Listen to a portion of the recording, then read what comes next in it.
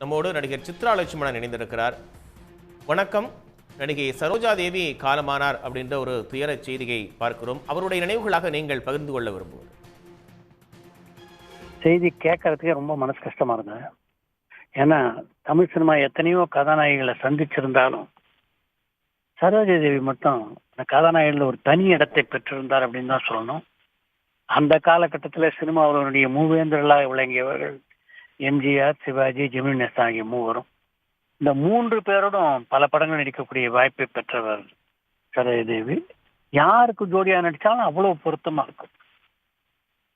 Tamil cinema கதாநாயகில Saroja தேவிக்கு என்று ஒரு தனி இடம் இன்று வரையில இருக்கிறது. அவருடைய அந்த லாங்குவேஜ், அந்த கொஞ்சம் மொழி இருக்க, அது இன்று வரையிலே ரசிகர்களால் கொண்டாடப்படுகின்ற ஒரு மொழியா இருக்கு அப்படின்னு தான் சொல்லணும். ஒரு விழாவில் பேசும்போது கூட நான் அந்த அம்மா வச்சுக்கிட்டே இதை சொன்னேன்.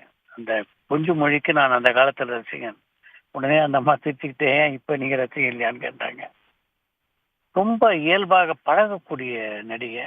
அவ்வளவு உயரத்தில் இருந்த போதும் எல்லா தயாரிப்பாளர்களையும் அனுசரித்து படங்களில் நடித்தாங்க. இயக்குநர்களை பொறுத்த வரைக்கும் ஒரு டெலைட்டாக இருந்தவங்க தான் அவங்க. ஒரு பக்கம் ஒரு கிளாமரான கதாபாத்திரத்திலையும் மிகச்சிறப்பாக அவங்களால நடிக்க முடியும். இன்னொரு பக்கம் உணர்ச்சிகரமான கதாபாத்திரங்களையும் அவங்களால மிகச்சிறப்பான நடிக்க முடியும். அதுக்கு உதாரணமாக சொல்லணும்னா பாலும் பழமும் போன்ற படங்களை சொல்லலாம்.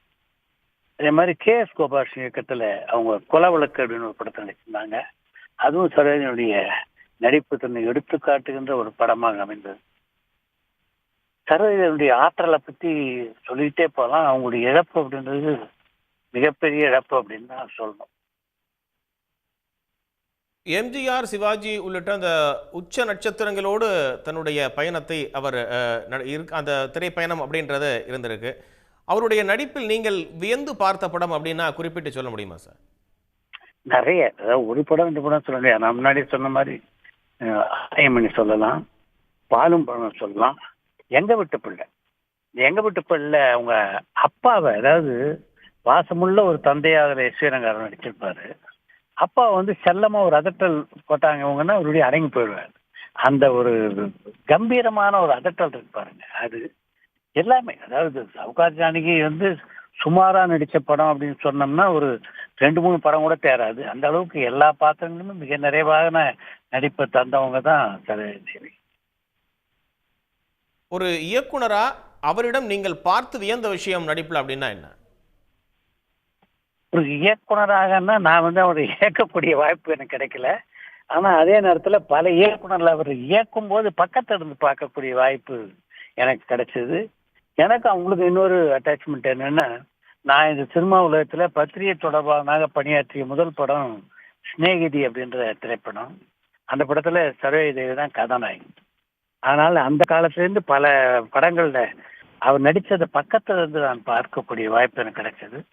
இயக்குனர் ஒரு முறை சொன்னா போதும் அந்த சீனை உடனடியாக உள்வாங்கி கொண்டு மிக அழகாக நடிப்பாரு. அதுக்கு என்னன்னா முக்கியமான காரணம், அவர் கூட நடித்த பல நடிகர்கள் அப்படிப்பட்ட பண்பட்ட நடிகர்களாக இருந்தது தான். எல்லா மொழியிலையும், அதாவது தெலுங்கு, கன்னடம், மலையாளம், இப்படி எல்லா மொழியிலும். கன்னடத்தில் எடுத்துக்கிட்டிங்கன்னா கன்னடப்படவர்களுடைய சூப்பர் ஸ்டாரான ராஜ்குமாரோட பல படங்கள் நடிச்சிருக்காங்க. தமிழில் சிவாஜியோட எண்ணற்ற படங்கள். அதனால இவங்களோட நடிக்கும் போது பார்த்தீங்கன்னா ஆட்டோமேட்டிக்காக அந்த நடிப்பு தன்மை மெருகேறுடைய எல்லாருக்கும். அதனால ஒரு தடவை சொன்ன உடனே அதை ஏற்று நடிக்கக்கூடிய ஒரு ஆற்றல் அவங்க கிட்ட இருந்தது. உடனுக்குடன் செய்திகளை தெரிந்து கொள்ள சன் நியூஸ் பெல் ஐகானை கிளிக் பண்ணுங்க.